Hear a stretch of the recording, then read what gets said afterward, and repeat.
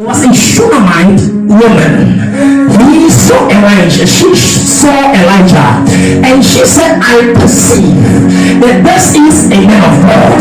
You only receive what you perceive. So if you want to receive something different, you must perceive something different." Now the Bible says, John chapter 3 verse number 3, that except a man become born again, you cannot see. And the word "see" is the Greek word "I do." And what I do is translated in the modern English as "perceive." You cannot perceive the kingdom of God, because in the book of Luke the Bible says this, that the kingdom of God is not there. Nobody can say there is or there is, because the kingdom of God is within you.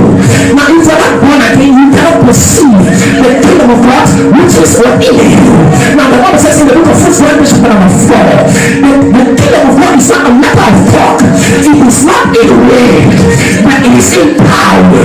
Now if the kingdom of God is in power, when the Holy Ghost is come upon you, you shall receive power. Now the power that you receive is the kingdom. You shall receive kingdom.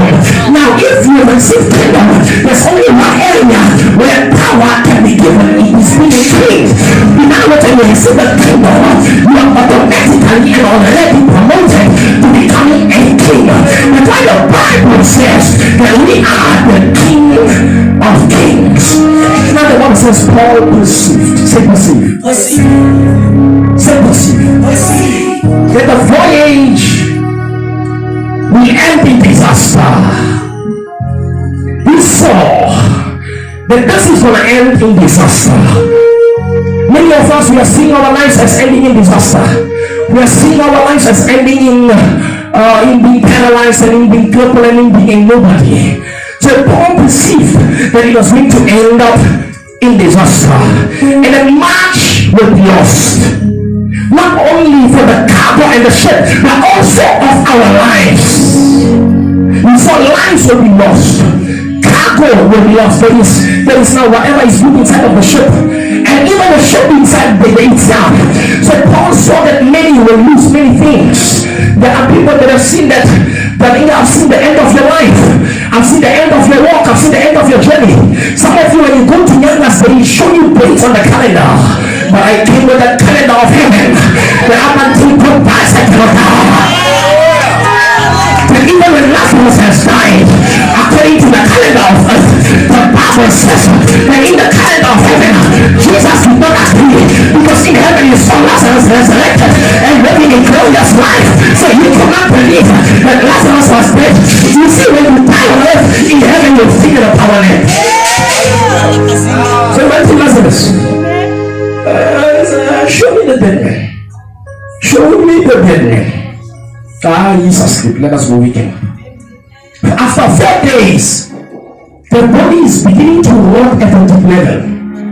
Because number 4 is the number of stability, which means that now the body is now stably held by forces of death. Which means that the body is stably held by forces of rotting. It's already undergoing decay. It's already decaying in a certain deep level. Now, scientists, they like to prove certain things. After 4 days, holding going weights. After 4 days, the whole body is beginning to fall down. Which means the rhythm of the body, the powers of the body cannot be kept.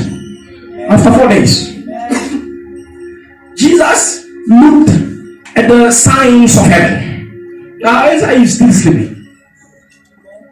He was living beyond the moment, living beyond condition, living beyond circumstance, living beyond situation. He said he's still sleeping. Jesus, this has been scientifically proven before that the man is dead. He is sleeping. He is sleeping.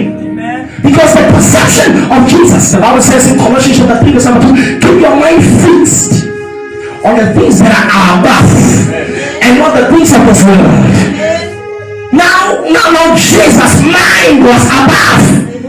In the calendar of heaven, Lazarus was sleeping.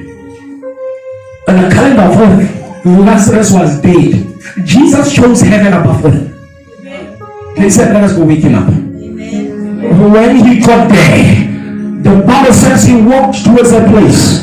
He went to face the palace of death. He himself, because he understood that he vibrates on a dimension of Zoe, a dimension of life,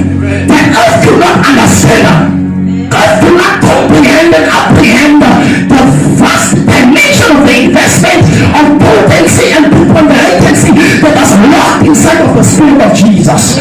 So because earth could not understand it, Jesus went to face the legal systems of earth. Jesus judged the calendar of earth and said, Lazarus, akumi. This akumi. In other words, he says, whatever that earth has done to you, let it be reversed. Whatever agreement the time Chronos has done to you, I came to reverse. With the time of Aaron, we call it Kairos. I came here with seasons of people that must be unlocked. For 2,700 years, the army of Israel was dead. But the Bible says, God said to Ezekiel, can these bones come back to life?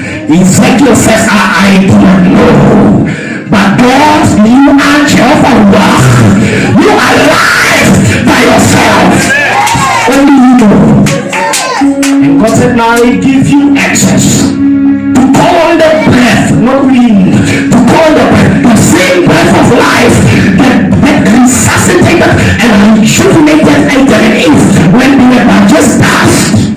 God said, call from the east.